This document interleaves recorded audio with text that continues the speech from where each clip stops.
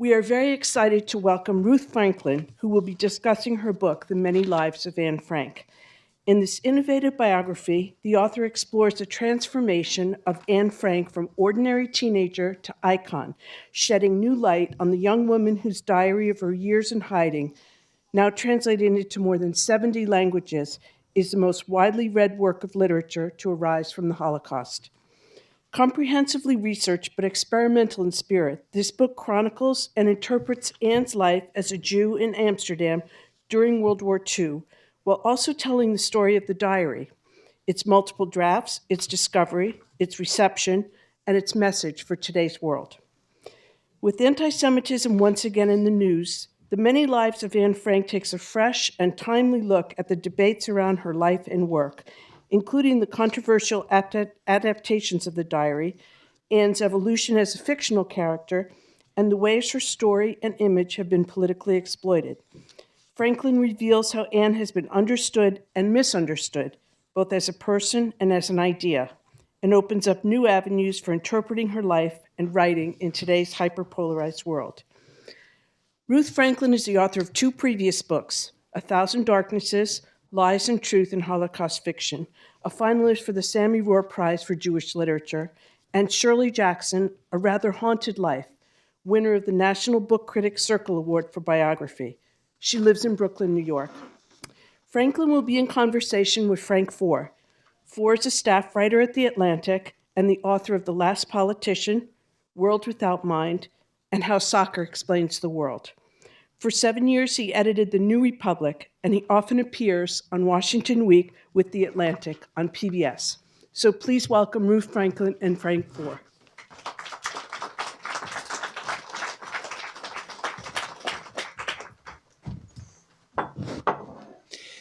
Thank you all. Congratulations, Ruth. It's an extraordinary book, extraordinary in many ways. One of the ways, I should just say, I'm very partial also. I'm not, Ruth and I go back.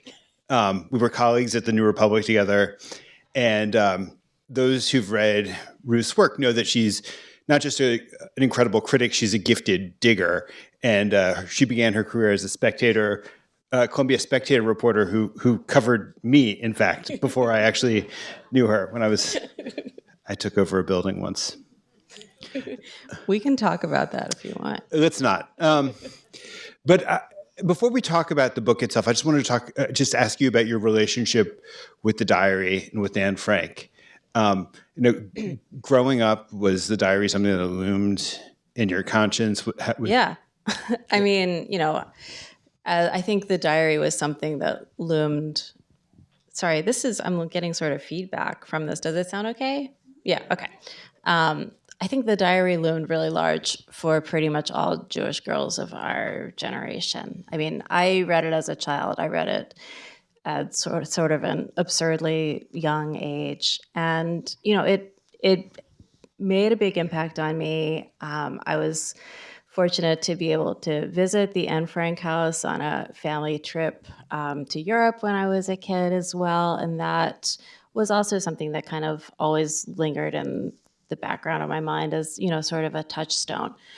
But, I got interested in Anne really as an idea a little bit later, especially, during the 90s, especially, you would hear periodically on the news, like missing pages from Anne Frank's diary have turned up. And it was always, this is global news every time this happens. And I started wondering, what are these missing pages? And around the same time, it became, public knowledge that Anne herself had rewritten her own diary. And I got interested in the idea that there are, multiple versions of this text that felt like such a, a defined thing, such a touchstone for so many people. Obviously not just Jews, not just Jewish girls, but so many different people worldwide. So the book is so many different things. I mean, it's a work of literary history. It's a book about the Holocaust. It's a book about the way in which Anne Frank continues to reverberate through politics and culture. But first, let me just ask you, how did you the Yale Jewish Lives series is a pretty extraordinary series. When they asked you, or you first talked to them about doing this book, did you have a pretty good sense of the form that it would ultimately take, this kind of pastiche? I didn't at all. And in fact, it took me a few years to figure out the form of this book. I mean, I knew that I wanted it to be kind of it couldn't be a traditional biography of Anne Frank, the way I wrote a very traditional biography of Shirley Jackson. You just, Anne Frank is not that kind of subject. And, to start with, I didn't have to write a, sort of beginning to end biography because everybody already knows the story of her life. So I felt like I had the flexibility and freedom to do something that was a little bit more creative with this book. But okay, once I feel that way, then, the possibilities are sort of endless. And I took notes and did research for several years without, and I'm sure you can sympathize with this feeling, right? Every time you start a new project, you start from zero because every book is different. So I took notes, I did a lot of research into the Holocaust in the Netherlands and this, very specific and unusual way that things unfolded there, which I really hadn't known much about that at all before I started this book. And I also read a lot of testimonies from other women who were at Auschwitz and Bergen-Belsen at the same time as Anne, trying to put together, piece together a story about what had happened to her there, when she obviously can't tell us in her own words. And then I started collecting all these different stories about people who had been influenced by her in interesting ways, which I had no idea at all where these stories were going to fit in, but I just sort of kept interviewing people and hoping that at some point I would figure out what to do. And then I actually was standing in line at the airport during my first post-COVID trip anywhere. The editor of my editor on the Jewish Life series had invited me to come to Stanford, where he teaches, and talk to his students about biography. And then on my way home, I'm standing in line at the airport. And also, of course, COVID interrupted the work on this biography in a meaningful way. I'm standing in line at the airport, and suddenly I had this idea that I could structure the book around all these different ways in which Anne has been perceived by different people, and that she's perceived as a child by her parents, and but to the Nazis, she's a target and a victim essentially. And then later, when in the Broadway play and the movie, she becomes kind of an ambassador of her message to the world. And then finally, where I end the book with a chapter about the ways in which she's used for political purposes, and I decided to call that chapter "Pawn." Because I just got so sort of frustrated with the different ways in which people appropriate her to causes that have nothing to do with her. You've written a book about representing the Holocaust, and it's a big theme in your literary criticism to kind of return to the way in which the Shoah appears in fiction, and how did then you were assigned the task of having to actually write your own kind of representation of it. How did your thinking influence the way that you thought about the form? That's a really tough question. I wrote a book about how fictional representations of the Holocaust can be just as meaningful as factual testimony. But, that said, I knew that I didn't want there to be any fiction in this book because some biographers do, make up dialogue or invent scenes and things like that. And that's not something that I personally feel comfortable with as a biographer. So I stuck very, very closely to the story of Anne's life and of what can be, demonstratively proven about her. That said, there are a couple moments in the book where I sort of drop I break the fourth wall or whatever the expression is, and move into a slightly more speculative mode, whether it's to sort of engage and imaginary Anne in the conversation about the way her life is talked about, which I do at one point, or to imagine her father's reaction when he reads the diary for the first time, after, the diary is left behind after the residents of the annex are betrayed, and literally it gets thrown on the floor. And then two of the women who were responsible for sustaining the Franks and the other residents in hiding picked it up and kept it, hoping that Anne would come back after the war and they could return it to her. And then when it became clear, when the news of her death was final, they gave it to Otto and literally said to him, "This is your daughter's legacy to you." And we both have teenage kids, and I just have to say that reading the diary as a parent is such a different experience than it is reading it as a child yourself. And working on this book, I was just overcome with the deepest sympathy for Otto Frank and what he went through. And there's a moment where I imagine what it might have been like for him to encounter his daughter's diary under those circumstances. Yeah, your sympathy for him is incredibly palpable and powerful. But let's go to the central to the life of Anne Frank, because as a literary biographer, you kind of do approach her as a subject of literary biography for the first chunk of the book. And it's been a while since I read the diary, but what comes through in the way that you piece everything together in this composite way, where you have multiple sources of information, this really robust portrait of her emerges. In the course of doing all of that research, in the course of putting together the portrait, did you feel like you stumbled upon something about her as an individual that just doesn't come through in the diary, that's missed in all the many representations of her? I mean, I think the diary is an amazing document, and there's nothing like the way that she portrays her own life from the inside that way. In that way, the reader feels very, very close to her. But at the same time, we only see her world in the diary from her perspective. And as a biographer, a literary biographer, it was important to me that we get a panoramic look at her. As it happens, so many people who knew her in the decades, since the diary became famous, have published stuff about her. They've written memoirs.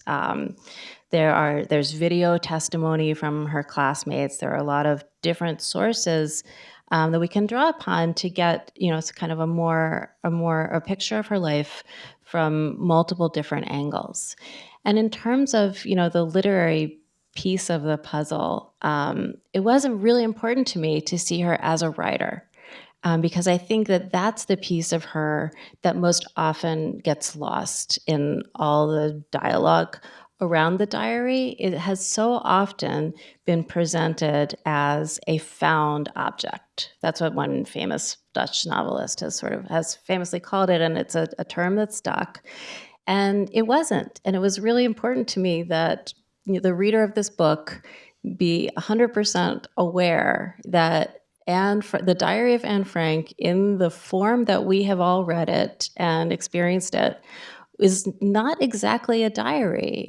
As critics before me have said, it's more like a memoir in diary form because of the deliberate way that she took the rough draft of her diary and turned it into a public testimony. She intended it to be a testimony to the persecution of the Jews in the Netherlands. Can you just reconstruct that moment where she makes that decision? Because something you very powerfully portray, and definitely is something that's kind of lost in the mainstream narrative of her life.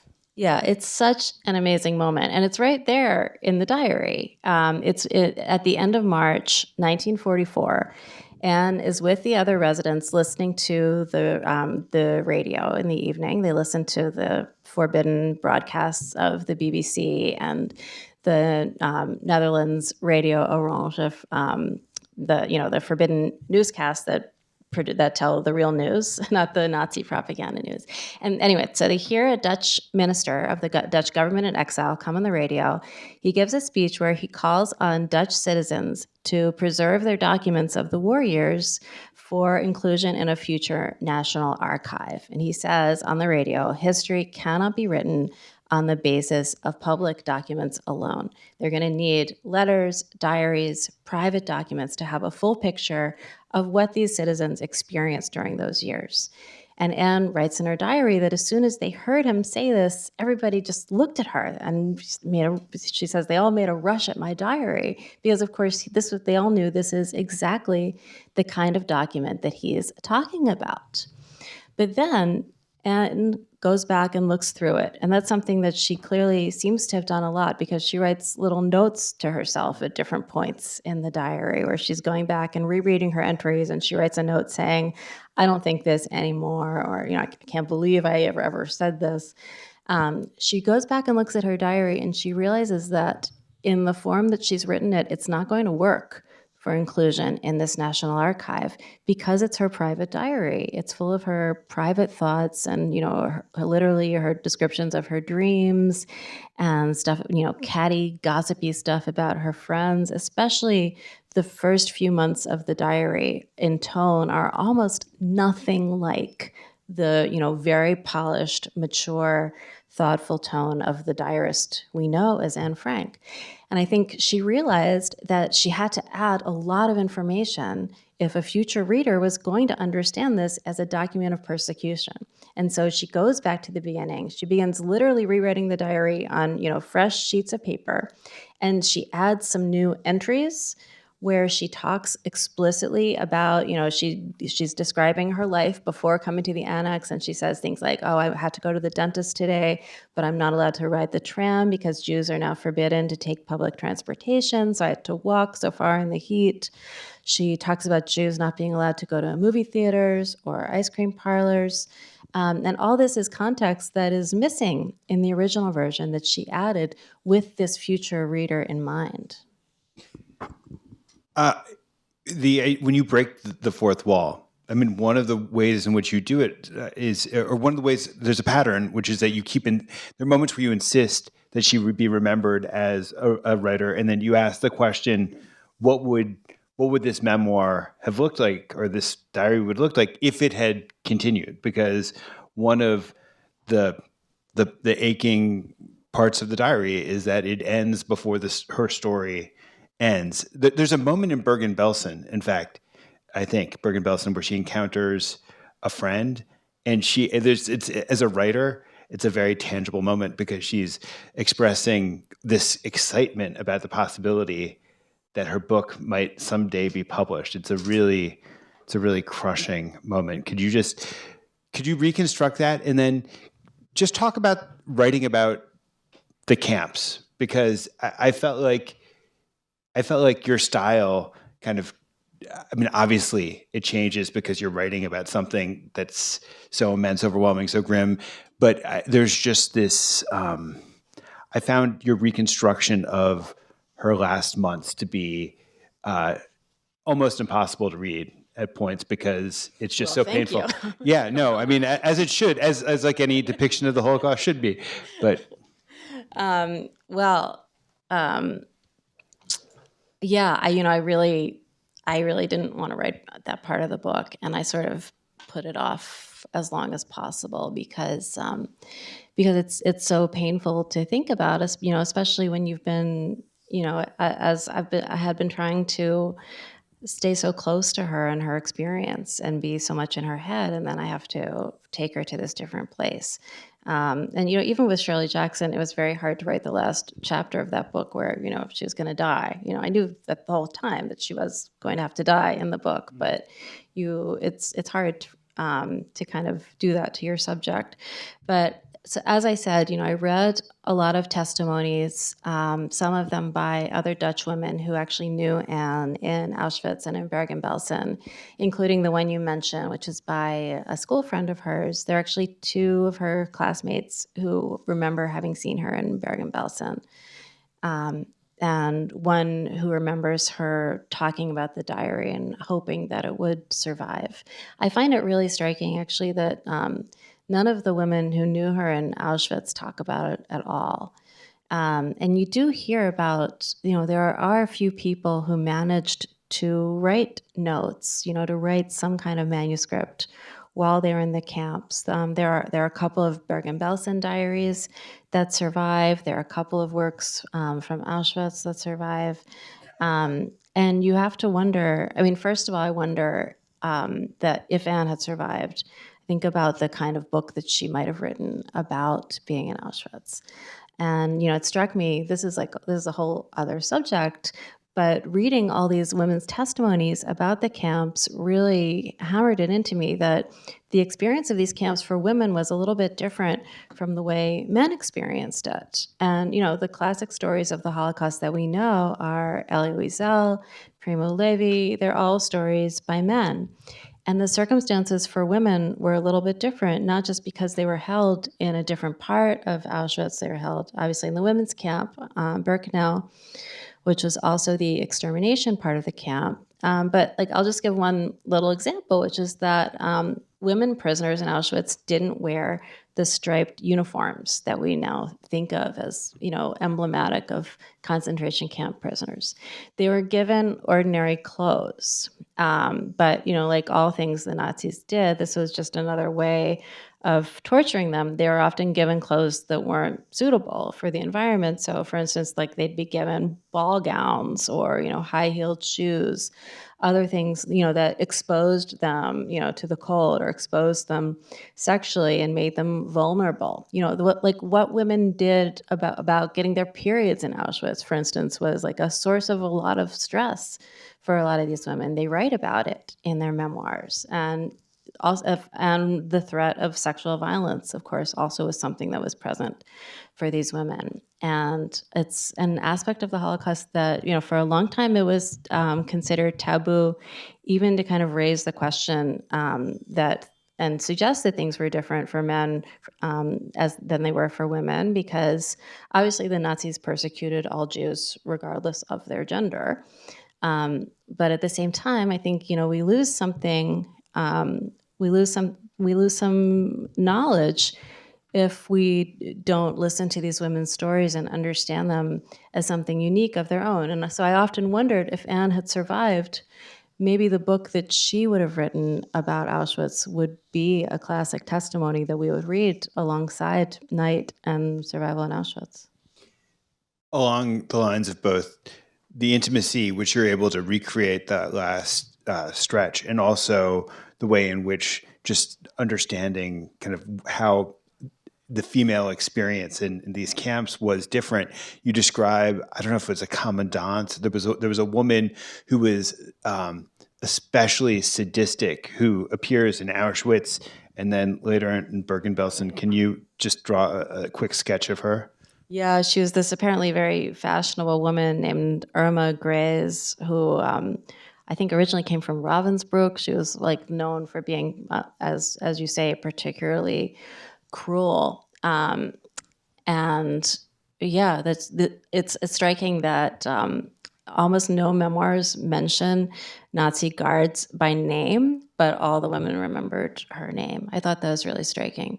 But another thing about the women's experience in the camps that, is a little bit more uplifting than the rest of the stuff I've been saying is that you have a sense from these testimonies that women looked out for each other. They really stuck together, either in family groups or, in groups of sisters, as Anne and Margot were together in the camp with their mother, and they connected with other pairs of sisters and their own mothers, and they all looked out for each other. And one of the testimonies I read gave a really lovely metaphor for this, where this woman says that it was like they were all part of a piece of cloth, and nobody wanted to be the drop stitch. They all looked out for each other to make sure that none of them would be the drop stitch. Talk about the moment when Otto discovers that there's this diary that exists. Does he know, even at that point, that Anne is dead? Yeah, he does, does know right? that Anne is dead. He survives. He's the only one of the annex residents who survives, and he goes on this circuitous journey back to the Netherlands through Marseille on a steamship. He starts in Odessa. It takes a long time. And he finally arrives back in Amsterdam, and he's welcomed by Miep, his former secretary, who was one of the helpers who took care of him. And she and her husband take him into their home. So he's very lucky in that way, because many of the Jews come back to find nothing, really. And the stories also of Amsterdam in those days I found so compelling. Oh my God! Just the level of anti-Semitism. Well, that, yeah. Sorry. not to be the predictable Jew, but Well, yeah. I mean, the fact that even the Jews who were coming back, I mean, I think some of them were welcomed, but there also was a lot of anxiety. They sort of wanted to keep their heads down. They were anxious about sort of being too greedy and reclaiming their property from friends whom they had left it with. The government, in sort of a misguided bureaucratic attempt to make things fair, decreed that Jews weren't allowed to have, weren't permitted to have any extra kind of funds from the government to help them get resettled or anything. They were treated just like every other Dutch person. They were even charged back taxes for real estate that they had owned during the war and had not paid taxes on while they were in concentration camps. It's really a crazy story. But eventually Otto and then there are these stories of people going to the train station every day and looking over the Red Cross published lists of survivors, as well as lists of people who are known to be dead. And, you just picture these people poring over these lists, constantly looking for their loved ones. So Otto as editor, I mean, it's like an incredibly hard, it's an excruciating task he's presented with, right? Because you even feel this way, I think, in the course of just retelling her story, that there is something, the diary is the most intimate form. There is something very invasive about the idea that you take this private document, even as she's considering publication of it herself and then showing it to the world. But he does make choices in the course of doing it. Are they? And he's been chastised for them by some. Yeah, I think it's really interesting the way that this has taken hold of public thought, because he is kind of vilified in the story of the editing of Anne's diary. People often think that he censored her criticisms of her mother, for instance, or he censored her thoughts about her developing body and her sexuality and stuff like that. And it's just not true. All this stuff is in the original version that he published. But what he did do that, is, I think, in some ways really a violation of what Anne wanted, was that when she edited her diary, she took out her romance with Peter. Right? If you've read the diary, even as a child, I'm sure you remember that her crush on Peter and the eventual, consummation of their romance occupies a lot of the book. It takes up most of the last third of the diary. And she took all of that stuff out. Why? Because she wanted it not to be a personal memoir, but a document of public testimony, a document of testimony about the persecution of the Jews, not, her adolescent romance. And Otto puts all of that stuff back in. And I think it's such a fascinating choice that he made. And obviously it does so much to make the diary into the kind of great story that it is and make her so relatable as a teenage girl, like so many other teenage girls. But it's definitely not what she wanted. Why was Otto so eager, I think is the right verb to that description. Why was he so eager to publish the diary? I think he saw right away that it was an extraordinary text, and he was kind of in tension with a lot of people around him who thought that, it was strange. It was a strange choice to publish a private diary. Of course, he didn't actually tell anybody that Anne had edited it herself for publication. I think people generally had the idea that he was taking what was actually a diary and publishing it potentially against her wishes.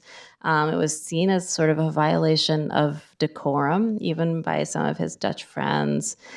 People said to him, "Who's going to read this?"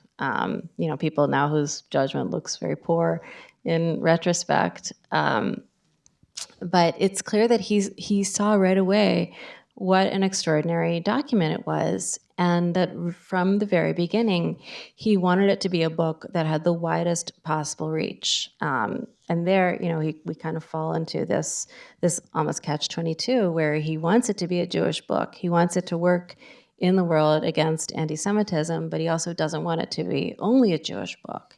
He wants it to be a book that's relatable to everybody, which in the end it really was. I mean, in some ways, therein lies the Jewish condition, right? Like the desire to, this tension between universalism and particularism. But I think we can come back to that in a minute. I just want to keep going with the actual literary history of the diary, because even if he could see that it was going to be a success, the publishing world didn't necessarily share that vision. And the story of the American publication of the book is really a tale unto itself, because you have Jewish publishing houses, and a lot of them weren't that eager to publish the book. They sure weren't. Dutch publishing houses weren't eager to publish the book. They published it originally in a very small edition, not expecting much in the way of sales. It was also published in really small editions in Germany and in France. And then in America, something different happens. As you say, despite the number of publishing firms that employed Jews in high up positions, it was turned down, I think, by around a dozen American publishing houses, American and British, before Doubleday decided to pick it up. And the reason they did that actually was because a young female editor in Doubleday's Paris office read the book in its French version and fell in love with it, and fell in love with Anne. And that editor, of course, became Judith Jones, the famous cookbook editor of Julia Child, and the longtime Knopf editor of many, many best-selling books. And she's the one who originally pulled the diary out of the slush pile and said to her, after her boss had told her to reject it, she pulled it out of the slush pile and said to him, "Hey, we need to send this book on to New York. This is something special." And in New York, it was championed by another young female editor named Barbara Zimmerman. She would become, her married name was Barbara Epstein, and she would become one of the founders of the New York Review of Books. And this was her first job other than being a summer camp counselor. She was extremely young, and probably part of the reason they gave her the diary to edit and publish was because they didn't think it was going to be a big book, or a big seller. And she too fell in love with the book, and also a little bit with Otto, and became a deep, deep champion of it, and kind of single-handedly spearheaded this unbelievable marketing push where she wrote an introduction to the book and got Eleanor Roosevelt to sign it. She generated all these sales memos instructing the Doubleday sales representatives to push this book as not a Jewish book, but a book for everyone. And they were so successful with this that, in fact, the book was marketed as a Christmas present, which I find so hard to imagine. I also like that she would exchange. She was not an observant Jew herself, and would exchange Christmas greetings with Otto Frank because neither of them was observant. Yeah, that's correct. But there was zero marketing dollar. It was a creative marketing campaign. Literally zero. Yeah, and there were 5,000 books that were initially printed, and so describe how it became a breakthrough bestseller. Well, it started with a review on the cover of the New York Times Book Review, written by the writer Meyer Levin, who later was going to play a very special role in the diary's life. But at this point, he too is on the same page as Doubleday, and he's championing the book as he actually says in this review, as a document of the purest universalism, where he says the Franks are people just like you and me. They could be the family living down the block, where there's definitely nothing exceptional or weird about these Jews at Just all. like us. And that was what set the diary in motion as the bestseller. That was a little bit of an inside job, though. I suspect that it was, but I don't actually have evidence of that. Yeah. So like almost instantaneously, because of this review, because of it just explodes. What about American culture at that moment made it so receptive to this story? And when we say it explodes, it wasn't just that it became a bestseller and, was practically literally flying off the shelves of the bookstores. Barbara Epstein would walk around the Midtown Manhattan. Apparently there was a big heat wave at the time, but she walked around from bookstore to bookstore and reported back to Otto on how many copies were selling. It's very sort of sweet. Not only that, but the New York Post ran excerpts of the diary every day for 3 weeks. It was everywhere. And it's truly jarring. I looked at the microfilm of those issues of the Post because it's often so interesting just to see the things that are around it. And it's just truly jarring to see the diary excerpted in the Post alongside like ads for Florida vacations and, news about crime in New York City. The Post back then was just exactly the same way it is now, basically. And in it all, right in the middle of it is the diary as if she belongs there. And I think, the fact that so clearly it had huge resonance for all sorts of Americans, Jews and non-Jews. And, part of that I think is because America was so invested in the war, right? So many people served, or, had relatives who served, were, we were deeply, deeply invested in the fight against the Nazis.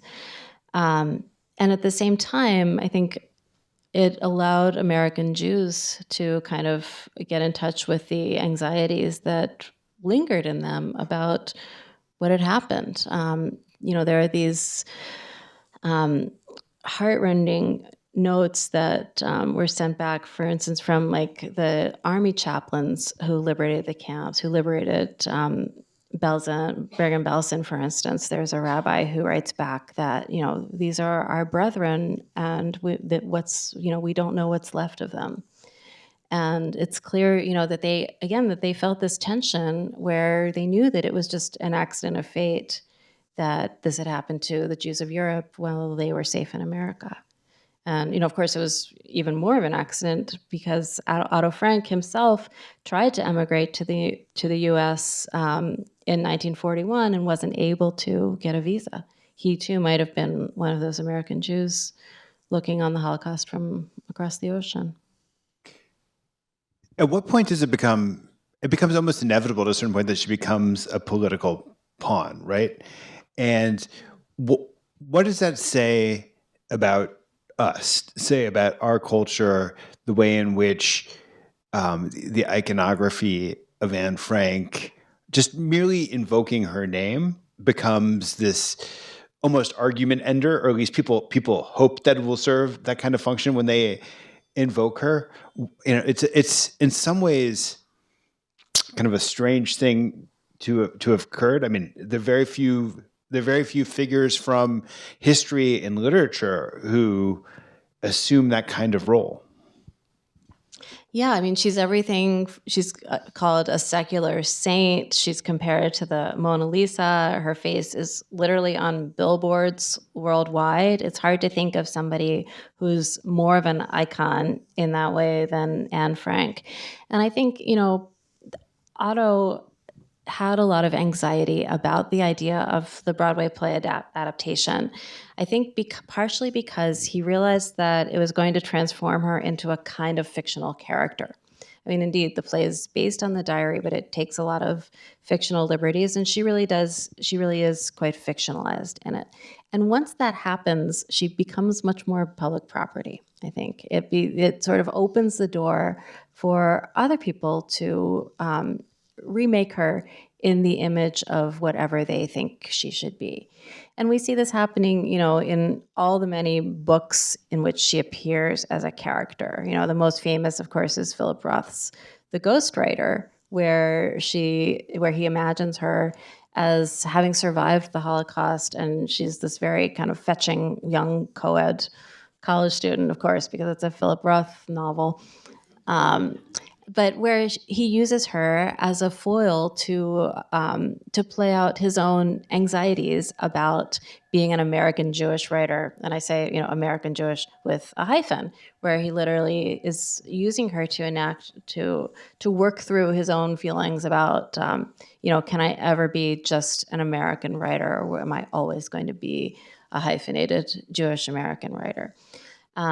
And so, I think that's sort of a mild example of the way in which she becomes a mirror of everybody's preoccupations in general. Part of the reason simply is that she didn't survive to be able to tell us what she thought. There's very little in the diary that is actually political. As teenagers go, she was not a particularly political one. When other teenagers in the annex might have been asking the helpers to bring them, newspapers or political pamphlets or stuff from the resistance, and she was asking for movie magazines. That's just who she was. Then at the end of the diary, there's a little bit about feminism. There's stuff about war, but she doesn't express strong political beliefs, and I think that's also key to the way that people have been able to, extrapolate from the little that she says just about anything they want.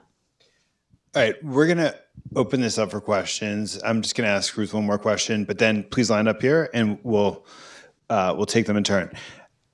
The one edit that she makes, one striking edit that she makes between the initial draft and the draft that she hopes to publish is she insists on, or she puts Jews kind of into a sentence about describing what's happened. And the controversy over the play, I think indeed one of the questions that I think you're wrestling with yourself in the course of the book is Anne Frank's story a universal story in the way that a lot of people hope to portray it, and maybe Otto sometimes hoped to portray it? Is it a particular Jewish story? Is there some cost to its universalization? How did you end up coming down on that question, having filtered it through all these characters and thought about it for so long? My answer to that is, yes, and yes, and yes. It is a particular Jewish story. It has to be. It's a story about the Holocaust, but it also is a universal story. It also has to be that because it has to work, as Otto said, it has to work in general against all prejudice. And it seems like this is something that is especially hard to kind of wrap one's mind about, especially in kind of the public conversation around her, that it kind of must be one thing or the other. And I find myself coming back to, the famous Jewish proverb, if I'm not for myself, who will be for me? And if I'm only for myself, what am I? Right? And I think that is really the message of Anne's diary. And in that way, it's very fundamentally works on Jewish principles. It has to be both Jewish and general. Great. Excuse me. Thanks for writing this book, and I plan to read it. But I read the diary 65 years ago. Would you suggest that I reread it prior to reading your book?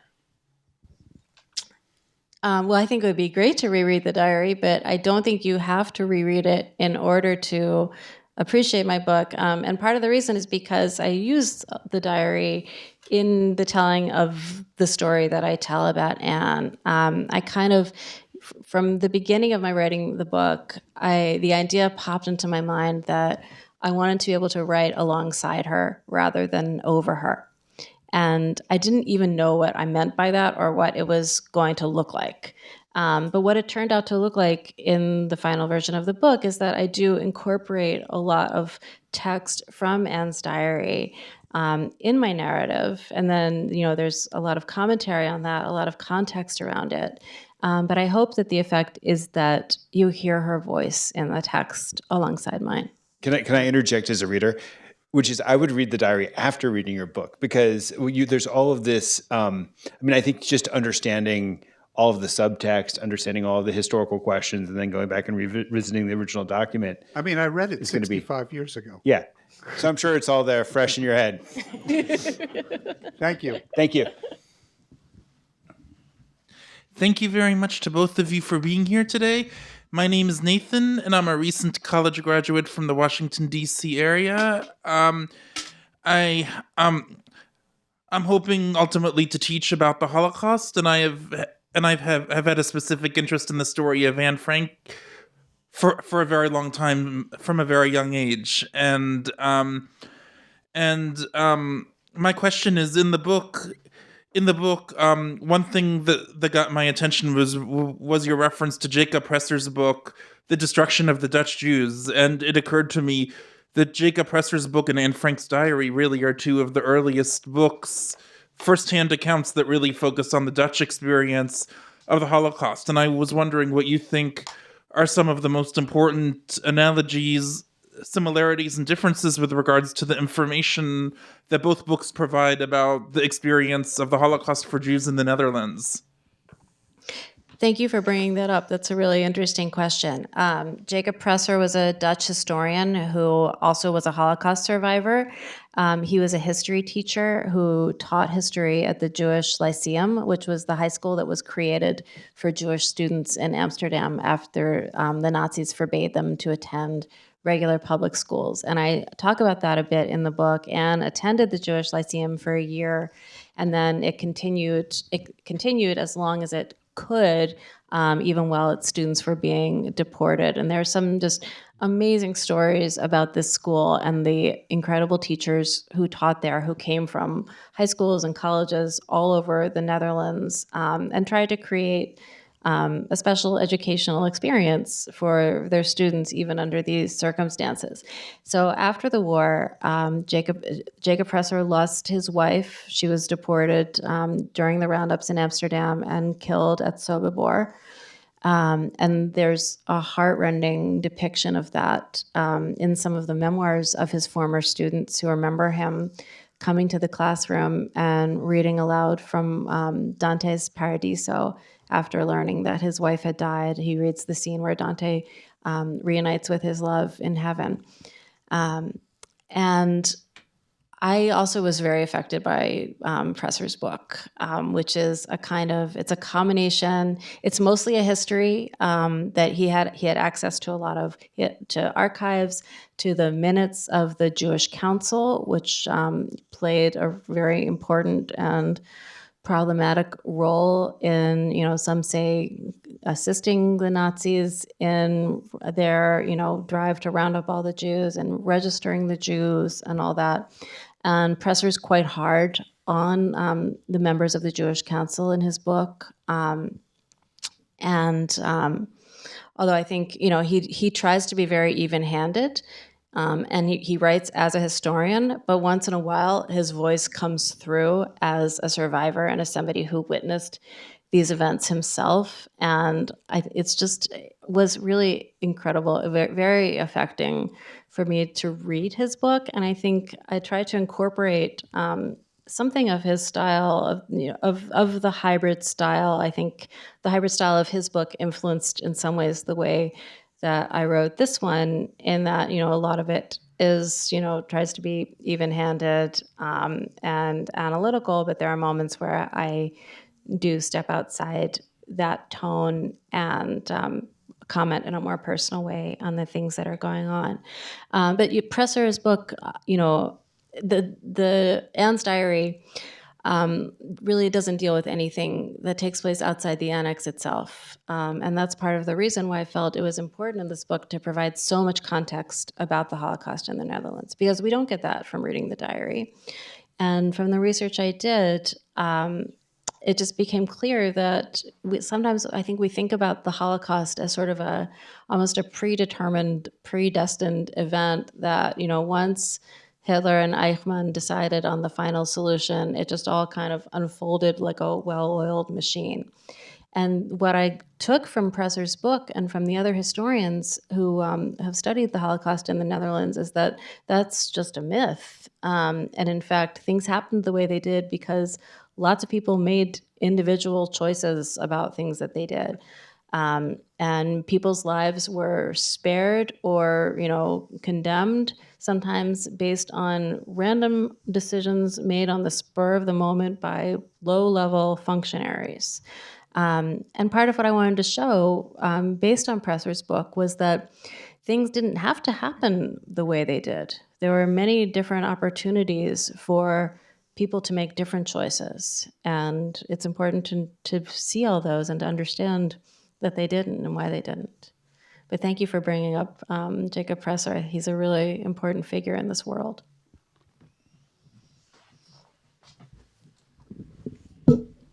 So I was born in the 1940s.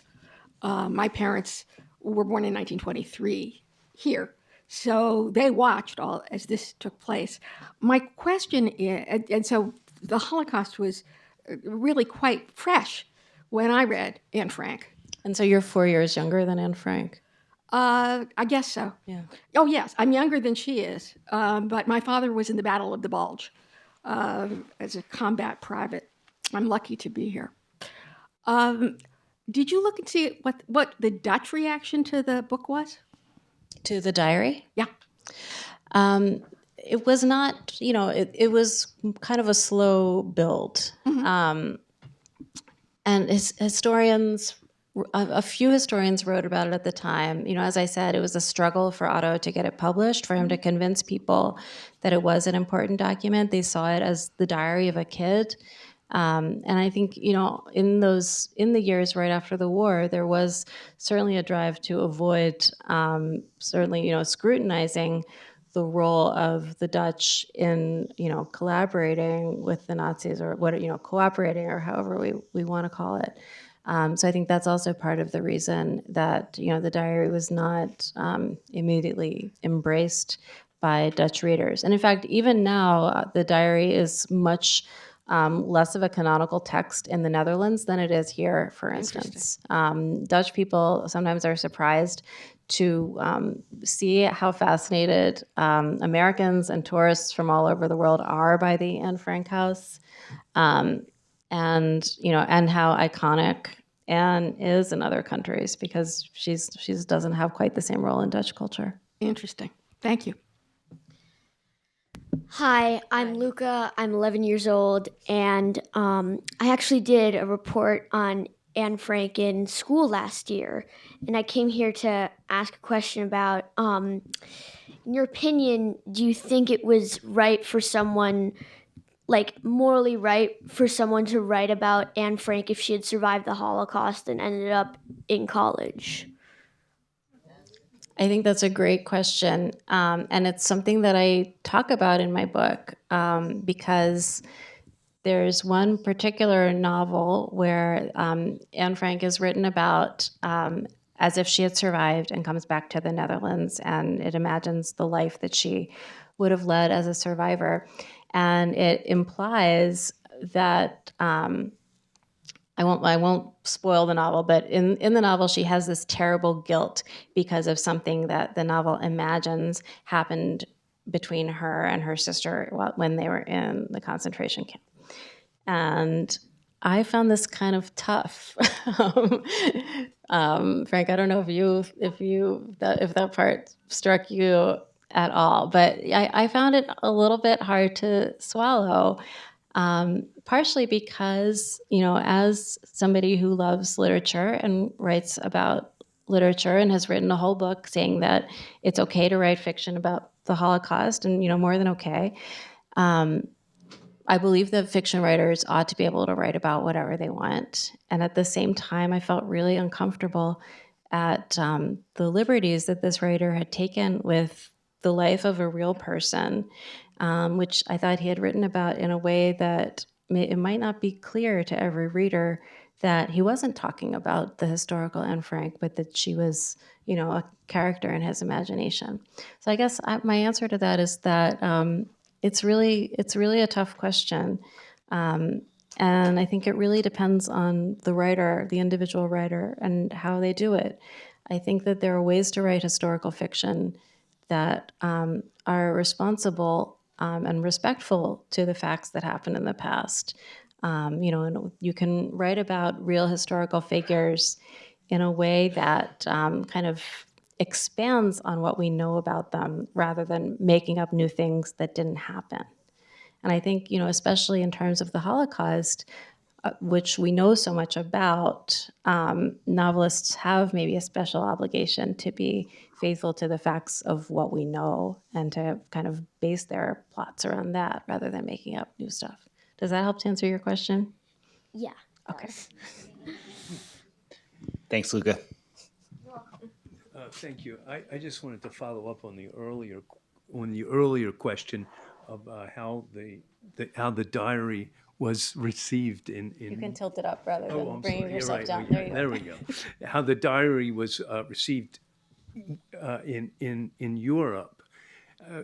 And in our conversation tonight, which, by the way, was very, I thank you for, it seemed that the diary took off in America, but of course it was written by a German-Dutch young girl, and I'm wondering about how it was launched there in Europe, and I'm not even sure if it was written in Dutch or German.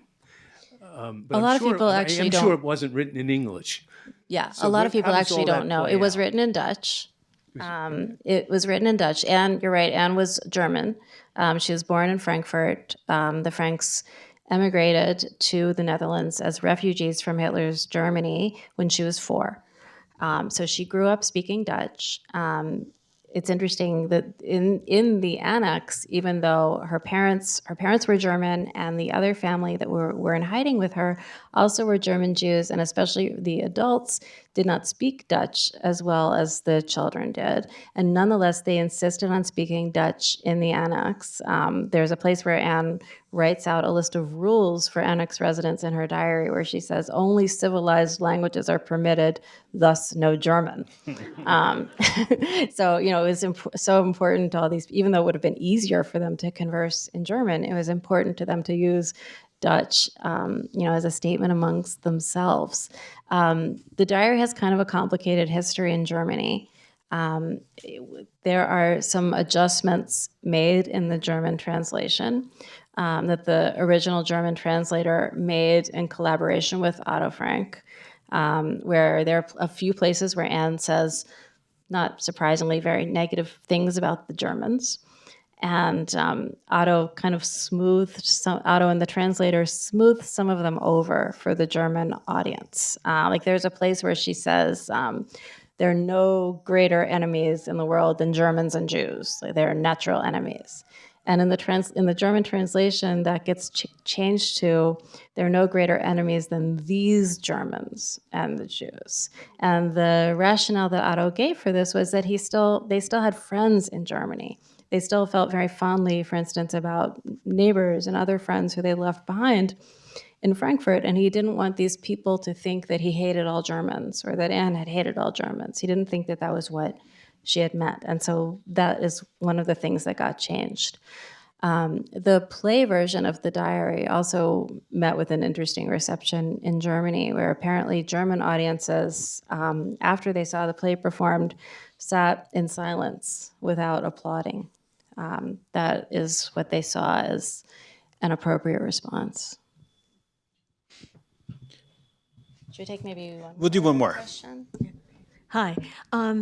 So this is a naive question, but when Anne rewrote the diary, did she keep the older version? And so how do you know exactly what changes she made? That's what I was trying to. Okay, yes, she did keep the older version. And so there are a couple different scholarly editions that have been published at this point that lay them all out, on the page, one on top of the other, so you can go through and compare.